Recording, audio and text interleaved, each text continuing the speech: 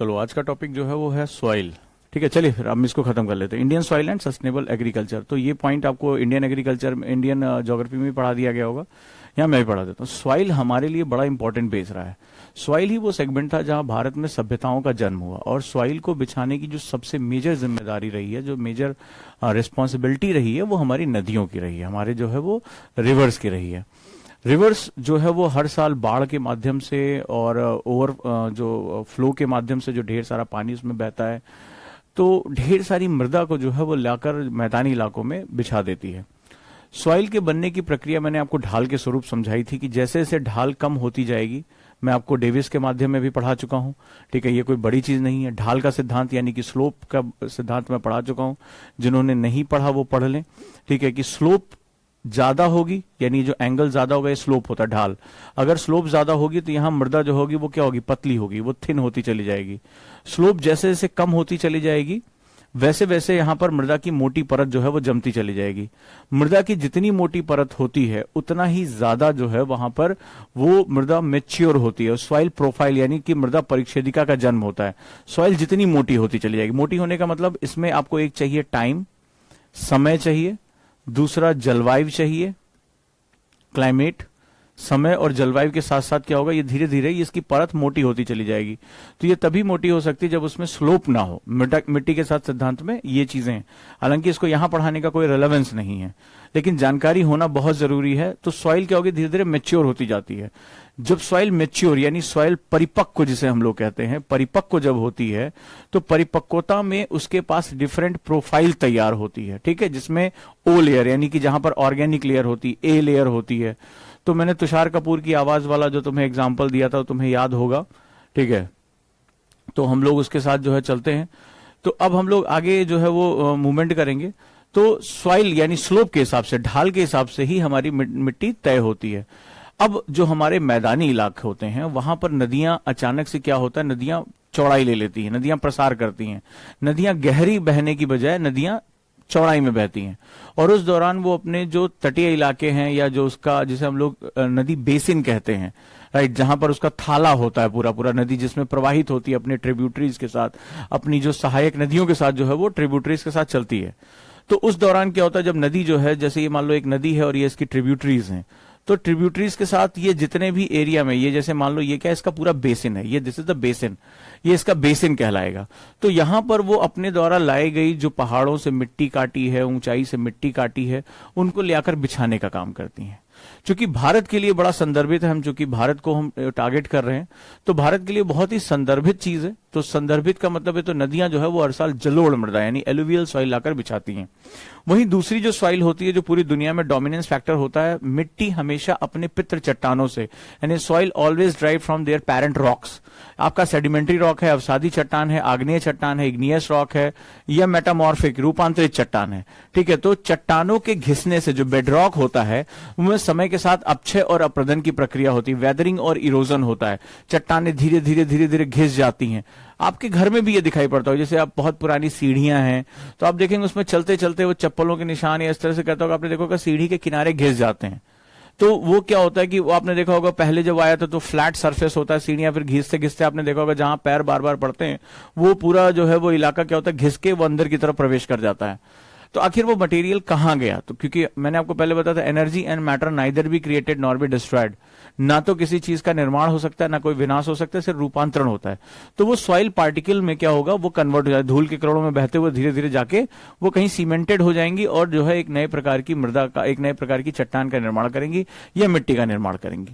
तो इस तरह से ये जो मृदा निर्माण की प्रक्रिया है वो अनवरत यानी कि कॉन्टिन्यूअस चलने वाली प्रक्रिया है, जहां हम और आप नहीं भी हैं या नहीं भी होंगे, या हम सचेत नहीं है, अवेयर नहीं, फिर भी ये प्रक्रिया लगातार चल रही है।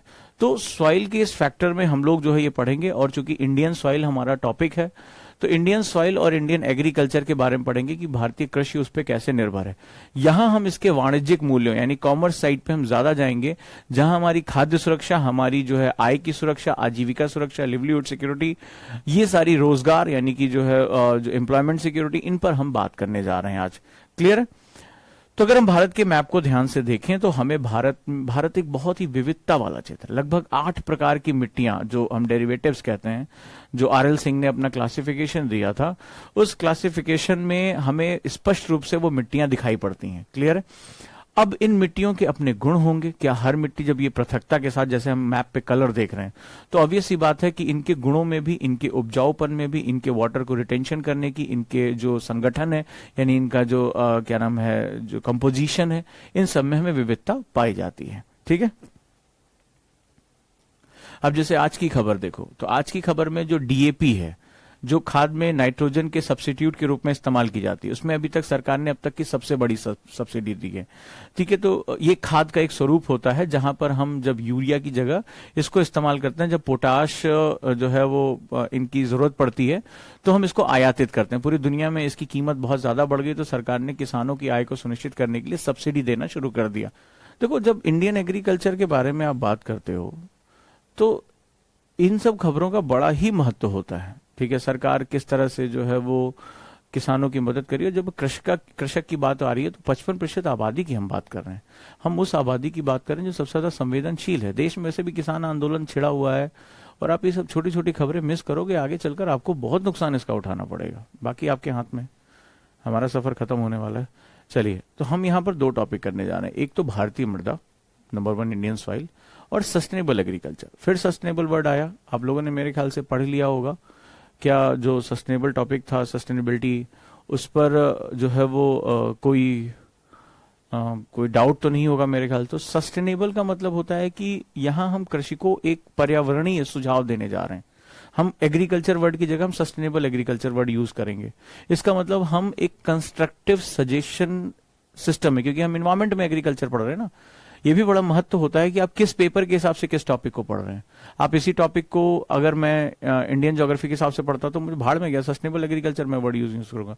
I am just thinking about the सस्य प्रारूप, जो है क्रॉपिंग पैटर्न यूज करूंगा, प्रोडक्टिविटी के बारे में यूज करूंगा, इंडियन एग्रीकल्चर की प्रॉब्लम्स के बारे में यूज करूंगा, इरिगेशन के बारे में। लेकिन यहां हम टॉपिक इन्वायरमेंट में पढ़ने जा रहे हैं। ये बड़ा इंपॉर्टेंट होता है, इस बात को आप धीरे धीरे सीखना कि हम किस पेपर के अंतर्गत किस टॉपिक को पढ़ेंगे। तो वहां उसका स्वरूप बदल जाता है, वहां उसका स्वरूप बिल्कुल बदल जाता है। तो ये एकता कपूर की जो बहू होती है ना, उसकी सीरियल में उसकी तरह हो जाता है कि जैसे ही पति आया या ससुर आया तो उनके सामने वो घूंघट काढ़ के और वो आरती की थाली लेकर जो है सुबह सुबह की आदर्श बहू बन गई। जैसे वो लोग ऑफिस चले गए, वैसे ही मन में साजिश है कि आज तो बुढ़िया घर में अकेली है, आज इसको मैं बताऊंगी क्या है। तो उस तरह का ये भी सिस्टम होता है, थोड़ा समझ लेना इसको। तो वहां पर क्या होता है कि जो है वो टॉपिक वाइज का कैरेक्टर बदल जाता है। अब हम एग्रीकल्चर में हैं, तो एग्रीकल्चर में हमारा टास्क क्या था? एग्रीकल्चर में हमारा टास्क ये रहा है कि जो भी एंथ्रोपोजेनिक एक्टिविटीज हो रही है, यानी मानव जनित जो भी क्रियाविधियां हो रही हैं, उससे इन्वायरमेंट को क्या लॉस हो रहा है और मानव किस तरह से वहां पर उसको मिटिगेट कर सकता है, यानी उन लॉसेस को कम करने के प्रयास कर सकता है। इन्वायरमेंट का यही उद्देश्य होता है, हम शिक्षा इसलिए ले रहे हैं। तो कहां कहां दिक्कतें आ रही, चाहे वो उर्वरक का प्रयोग हो, गलत कृषि विधियां हो, जमीन को बहुत ज्यादा एक्सप्लॉइट करना हो, जैसे अभी हमारा कल भी सस्टेनेबल डेवलपमेंट में परसों डिस्कशन हुआ था। तो उन प्रैक्टिसेस को कैसे बचा के उत्पादकता को भी बचा सकता है। सस्टेनेबल एग्रीकल्चर एक ऐसा वर्ड हुआ कि आपकी पर्यावरण भी बचा रहा है, और ऐसा नहीं कि हम भूख से मर जाएं। भारतीय कृषि पहले ही इतना ज्यादा वनरेबल है, पहली प्रोडक्टिविटी हमारी इतनी कम है, तो हम प्रोडक्टिविटी और इन्वायरमेंट के बीच में संयोजन कैसे करें, हम उन दोनों के बीच में एक बैलेंस कैसे क्रिएट करें, ये हमारा टॉपिक होगा। डन है? तो समझ में आया? तो यहां हमारा जो पर्पस होगा, उसको पर्पस को समझ लो कि we have to find out the ways how can we find a middle path between the productivity of Indian agriculture, which is a very lowest in the world, जो हमारे लोगों की आजीविका सुनिश्चित नहीं कर पा रहा है, and there are different practices, ऐसी प्रैक्टिसेस हो रही हैं जो एनवायरमेंट को नुकसान पहुंचा रही है, and the protection of environment, कि हम एनवायरमेंट को बचा भी लें। जैसे फॉर एग्जांपल आज हमारा इंडियन एग्रीकल्चर, हम पहले भी इस पे बहुत डिस्कशन कर चुके हैं, अगर आपकी याददाश्त काम कर रही हो। मैंने आपको बताया था कि हमारे पास इरिगेशन सिस्टम के विभिन्न मेथड्स होते हैं। छोटा सा एग्जांपल लेता हूं सॉइल के साथ। अब जैसे नलकूप हो गया, जो हमारे पहले कुएं होते थे, वेल्स होते थे, पॉन्ड्स होते थे, हमारे कैनल्स होती थी, और बोरवेल्स जो जमीन से पानी निकालने का। तो शुरुआती दौर में हमारे पास जो कुएं और जो हमारी नहरें थी वो डोमिनेंस फैक्टर था। साउथ में पॉन्ड, तालाब हमारा बहुत डोमिनेंट फैक्टर हुआ करता था। धीरे धीरे जैसे जैसे आगे समय बदला और भूमि को राज्यों का विषय बना दिया गया, मैं इस पर डिस्कशन कर चुका हूं। मैंने आपको अपना एग्जांपल दिया था कि हम लोग स्कूल जाते थे, एक बड़ा सा तालाब था, पूरा पूरा वैनिश हो गया, पूरा पूरा गायब हो गया। तो अभी क्या हुआ कि जो है वो ये सारे मेथड्स, जैसे सरकारें बहुत अच्छी नहरों का निर्माण नहीं कर पाई, नहर विभाग भ्रष्टाचार का शिकार हो गया क्योंकि उसको राज्यों में डाल दिया, जल को समवर्ती में डाला, कॉन्करेंट में डाला, नहर को जो है वो, अब बिल्कुल वही बात है कि इतना कॉम्प्लेक्स कर दिया कि सब लूट खाओ मस्त रहो। इसके पश्चात अगला जो सेगमेंट हुआ, राज्यों की हालत आप कोविड में देख ही रहे, सब नंगे हो गए। अब इसमें क्या हुआ कि हमने धीरे धीरे डोमिनेंस कर लिया, जो डीजल पंप सेट्स आए और हमने ग्राउंड वाटर एक्सप्लॉइट करना शुरू किया, इतना एक्सप्लॉइट करना शुरू कर दिया कि आज हम डिजास्टर की तरफ जा रहे हैं। आज हम उसको रिप्लेनिश करने की हालत से आगे निकल गए हैं, बहुत बड़ा एक समस्या क्रिएट हुआ। आज हमारे ग्राउंड वाटर जो है वो कंटेमिनेट हो गया है, जहरीला हो गया है। So this is the not the sustainable agriculture culture, जो है वो प्रैक्टिस नहीं है। सो प्रैक्टिस क्या होनी चाहिए? अब ड्रिप हो गया, स्प्रिंकल हो गया, but that needs a lot of fund. इसको बहुत ज्यादा कैपिटल जो है वो चाहिए, नहीं है हमारे पास। ठीक है, चलिए, तो हमारे पास किस किस तरह की मिट्टी है, जैसे कलर मिला लो। जैसे ये गंगा का पूरा क्षेत्र, आपको पता है कि ये पूरा गंगा का प्रवाह क्षेत्र है, हमारी सबसे बड़ी नदी है। तो जब नदी और अपनी ट्रिब्यूटरी बहेगी तो वो एलुवियल सॉइल लाकर, यानी कि जलोढ़ मृदा लाकर बिछाएगी, तो जलोढ़ मृदा का क्षेत्र हो गया। इसके बाद हमें पता है कि एक दक्कन का क्षेत्र हुआ है, जहां पे अभी जो है वो क्या नाम है, दक्कन ट्रैप में जो ज्वालामुखी उद्भेदन हुआ था। क्या मैं दीपशिखा और शिखा वर्मा आपसे ये जान सकता हूं कि जो दक्कन का लावा उद्गार हुआ था वो किस युग में हुआ था? मुझे बताएंगे कि कॉपी मत पलटना, ईमानदारी से मुझे बता दीजिए कि ये जो दक्कन का लावा उद्गार हुआ था, जो इरप्शन हुआ था, वो किस युग में हुआ था जियोलॉजिकल टाइम स्केल के हिसाब से? ओरिजिन ऑफ सॉइल के बारे में बात करते हैं, खत्म करो इसको। हाँ, यानी कि मृदा की उत्पत्ति। तो मृदा की उत्पत्ति ऑब्वियस ही बात है, मैंने आपको बताया था कि जो सबसे बेसिक फंडामेंटल होता है वो बेडरॉक्स होते हैं, यानी कि चट्टाने। अब बेडरॉक्स यानी चट्टानों में अगर हम बात करें तो उनके ऊपर जो अपक्षय और अप्रदन की प्रक्रिया होती है, करोड़ों सालों में तैयार होता है, उससे बेडरॉक्स का जो है वो जन्म होता है।